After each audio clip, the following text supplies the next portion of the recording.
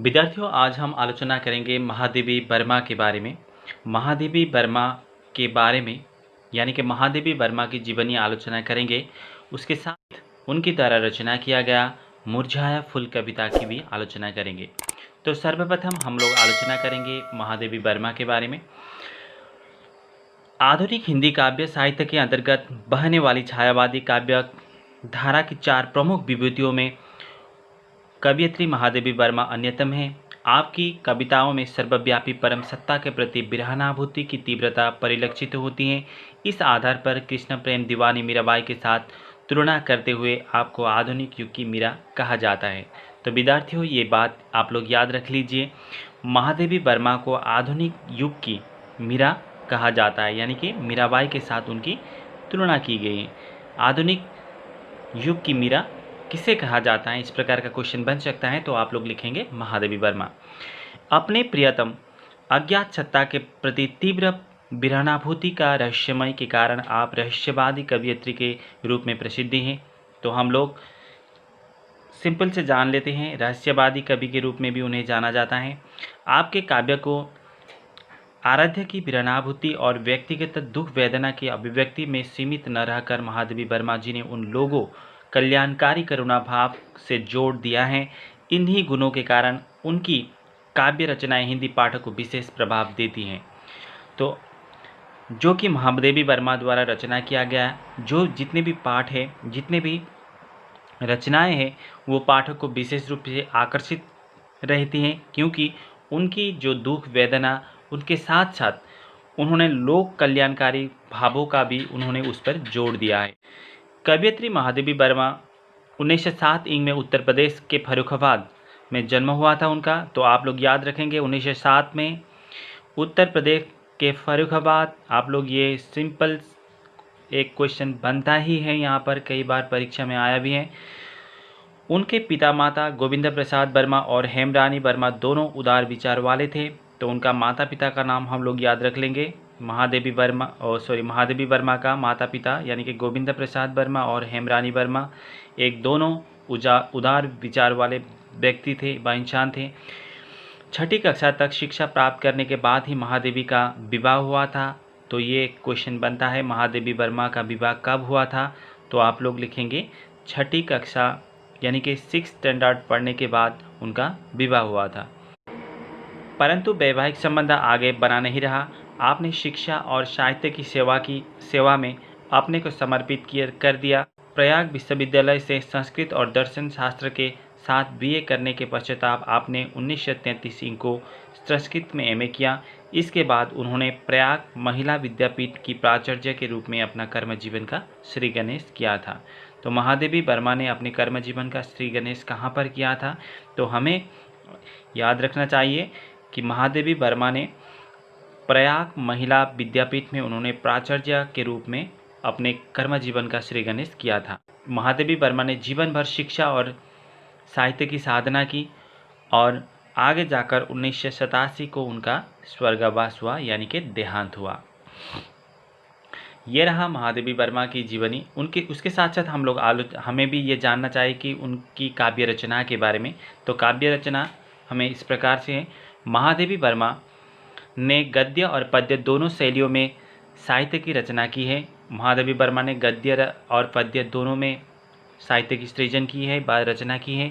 उनकी प्रमुख रचनाएं हैं निहार, रश्मि, नीरजा, संध्या गीत, दीपशिखा, यामा उनकी प्रमुख काव्य रचनाएं हैं। पद्मश्री उपाधि से सम्मानित महादेवी वर्मा को यामा काव्य संकलन पर ज्ञानपीठ पुरस्कार प्राप्त हुआ है। तो महादेवी वर्मा को यामा के लिए उन्हें ज्ञानपीठ पुरस्कार से नवाजा गया है। उनकी गद्य रचनाओं में स्मृति की रेखाएं, अतीत के चलचित्र, श्रृंखला की कड़ियाँ और पद के साथ ही विशेष रूप से उल्लेखनीय हैं। तो उनकी जो गद्य रचना है उनमें स्मृति की रेखाएं, अतीत के चलचित्र, श्रृंखला की कड़ियाँ और पद के साथ ही विशेष रूप से हमें उल्लेखनीय है। आपकी काव्य भाषा संस्कृत निष्ठ खड़ी बोली है जो कोमलता, मधुरता, गहरता आदि गुणों से संपन्न है। और उनकी काव्य भाषा संस्कृत निष्ठ खड़ी बोली है जिस पर कोमलता, मधुरता, गहरता आदि गुण संपूर्ण मिलता है। मुरझाए फूल कविता की संक्षिप्त जानकारी है। कविता में कवयित्री महादेवी वर्मा ने कली के खिलकर फूल बनने से लेकर मुरझाए हुए भूमि पर गिरने तक का आकर्षण वर्णन किया है। कली और खिले फूल के प्रति सब आकर्षित होते हैं, जबकि मुरझाए फूल के प्रति उनका कोई आकर्षण नहीं रहता।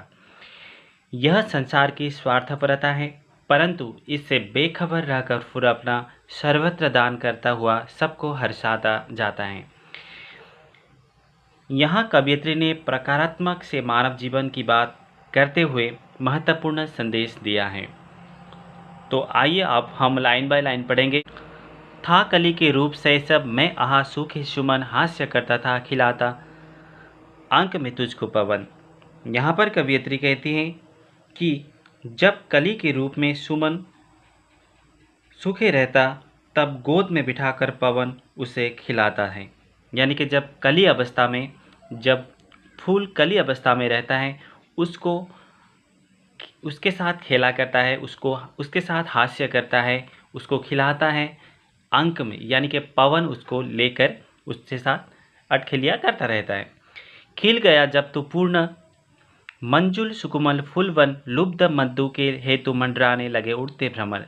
जब कली अवस्था से वो पूर्ण रूप में खिल जाता है, उसका जो सुंदर रूप एक आ जाता है, एक फूल जब सुंदर रूप में आ जाता है, तब लुब्ध मधु यानी कि मधु के लिए भ्रमर उसके साथ मंडराने लगता है, वह उसके फूल के सामने जाता है। सिद्ध किरणों चंद्र की तुझको हंसाती थी सदा, ओस मुक्त जाल से श्रृंगारती थी सर्वदा। चंद्र की किरणें हमेशा उसके साथ उसको हंसाती थी और ओसों से उसको हमेशा श्रृंगारा जाता था। यानी कि ओस मतलब न्योर। वायु पंख झल रही निद्रा विवश करती तुझे, यत्न माली का रहा आनंद से भरता तुझे।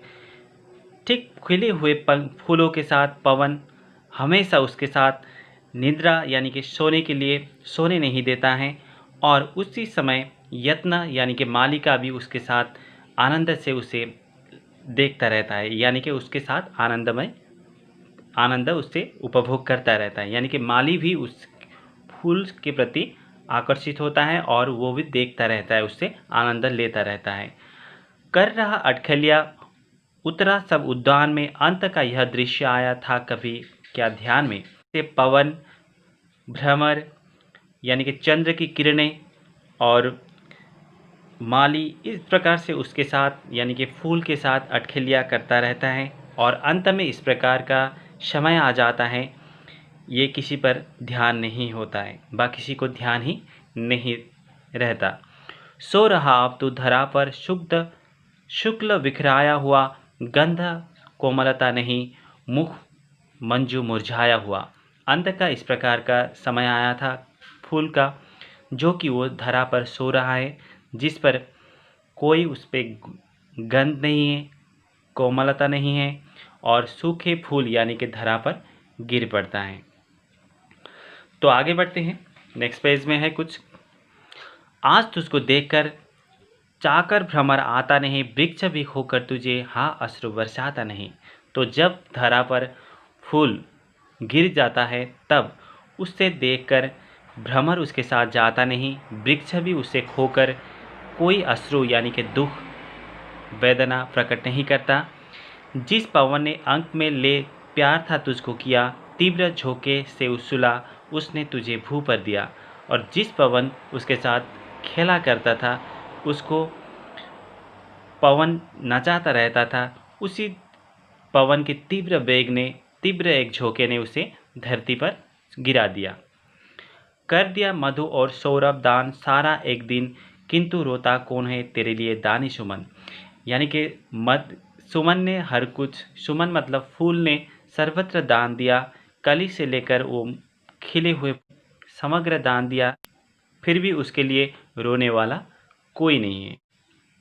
यानी कि यहाँ पर कवि ने यही कहने की चेष्टा की है, फूल ने सर्वत्र दान किया सभी को, सभी के साथ उसने पवन हो, माली हो, भ्रमर हो और चांद हो, सभी ने उस चांद के किरण हो, सभी ने उसके साथ अटखेलिया किया, लेकिन उसके लिए अंत में ऐसा समय आया था जो धरा पर जब गिर गया था तब उसके लिए रोने वाला कोई नहीं था। मत व्यथित हो पुष्प, किसको सुख दिया संसार ने, स्वार्थ में सबको बनाया है यह करतार ने। कवियत्री सुमन से यह कहता है कि एक दिन सारा संसार को मधु और सौरभ दान किया था, किंतु आज तेरे लिए कौन रोता है सुमन।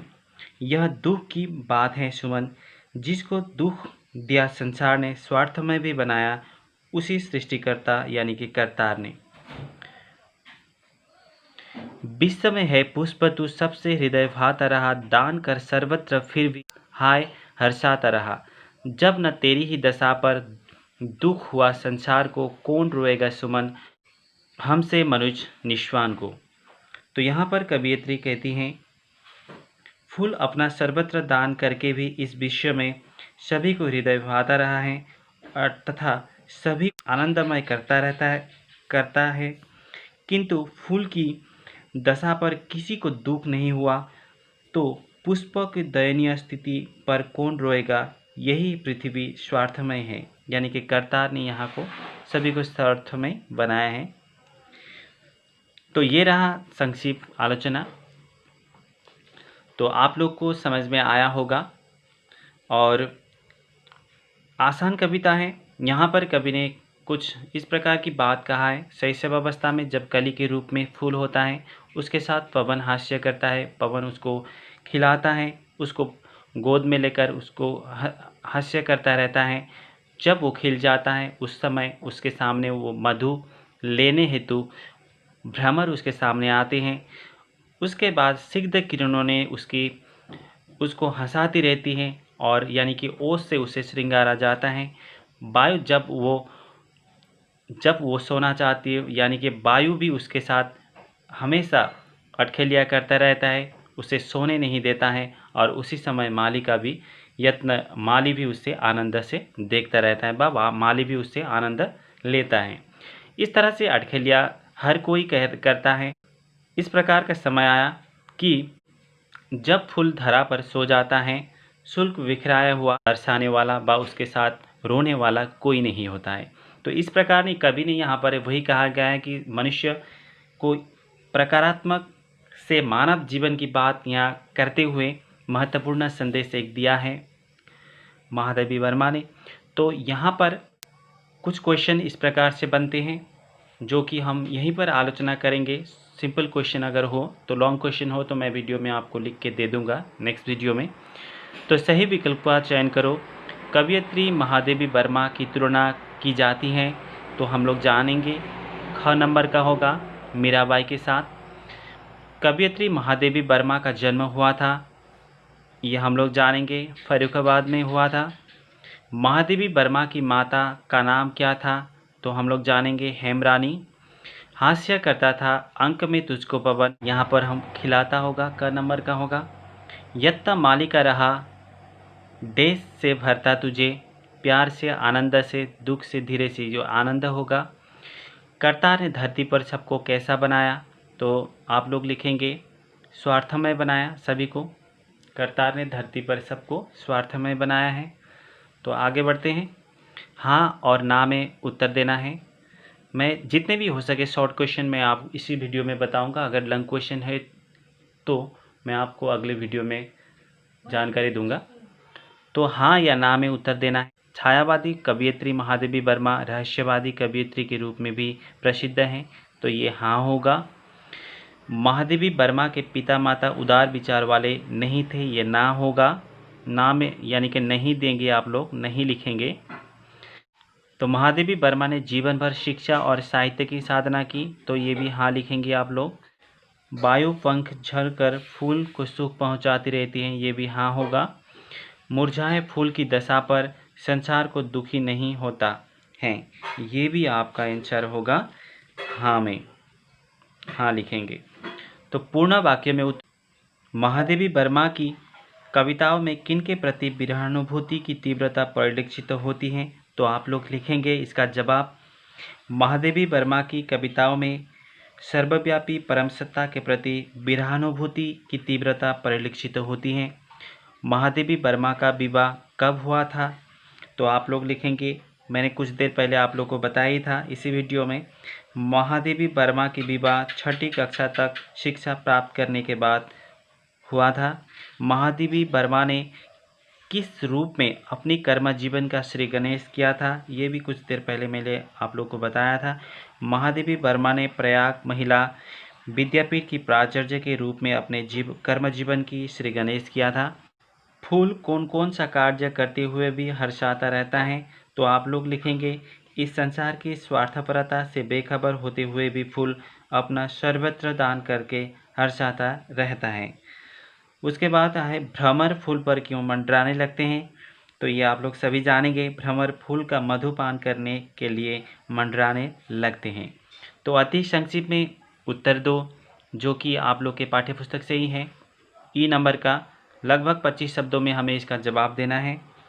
तो सबसे पहले का क्वेश्चन है, किन गुणों के कारण महादेवी वर्मा की काव्य रचनाएं हिंदी पाठक को विशेष प्रिय रही हैं? तो आप लोग लिखेंगे, महादेवी वर्मा ने अपनी काव्य की आराध्य की विरहानुभूति और व्यक्तिगत दुख वेदना की अभिव्यक्ति से सीमित न रहकर उसे लोक कल्याणकारी करुणा भाव से जोड़ दिया है। इसी गुणों के कारण उनकी काव्य रचनाएं हिंदी पाठक को विशेष प्रिय रही हैं। तो नेक्स्ट क्वेश्चन की ओर जाएंगे, महादेवी वर्मा की प्रमुख काव्य रचनाएं क्या क्या हैं? किस काव्य संकलन पर उन्हें ज्ञानपीठ पुरस्कार प्राप्त हुआ था? तो आप लोग लिखेंगे, महादेवी वर्मा की प्रमुख रचनाएं हैं जो कि कुछ देर पहले मैंने आप लोग को बताया था, निहार, रश्मि नीरजा, संध्या गीत, दीपशिखा और यामा। महादेवी वर्मा को यामा काव्य संकलन पर ज्ञानपीठ पुरस्कार प्राप्त हुआ है। तो खिले फूल और मुरझाए फूल के साथ पवन के व्यवहार में कौन सा अंतर देखने को मिलता है? खिले फूल, इसका जवाब आप लोग लिखिएगा, खिले फूल को पवन अपने गोद में बैठाकर प्यार से खिलाता था, लेकिन मुरझाए फूल को पवन अपने तीव्र झोंके से धरा पर गिरा देता है। यानी कि जब सूख जाता है तब उसको तीव्र रूप पवन के एक झोंके ने उसे धरती पर गिरा देता है। और खिले फूल और मुरझाए फूल के प्रति भौरे के व्यवहार क्या भिन्न भिन्न होते हैं? खिले फूल और मुरझाए, आप लोग लिखिए, खिले फूल और मुरझाए फूल के प्रति भौरे के व्यवहार इसलिए भिन्न भिन्न होते हैं कि खिले फूल में भौरे को मधु मिलते हैं, दूसरी ओर मुरझाए हुए में उसे मधु नहीं मिलते। तो इसके बाद हम लोग नेक्स्ट क्वेश्चन की ओर आलोचना करेंगे। ये काफ़ी लंबा होगा, इसलिए मैं आपको वीडियो के जरिए ये क्वेश्चन दे दूंगा जो कि 4 ही है, और अगर मैं वीडियो इसका 4 के लिए अगर नहीं बना पाया तो मेरे जो पोस्ट है यूट्यूब के पोस्ट में मैं आप लोग को ये 4 क्वेश्चन का आंसर पोस्ट कर दूंगा, तो आप लोग वहां से भी ये लिख सकते हैं। तो आज के लिए विद्यार्थियों इतना ही, धन्यवाद।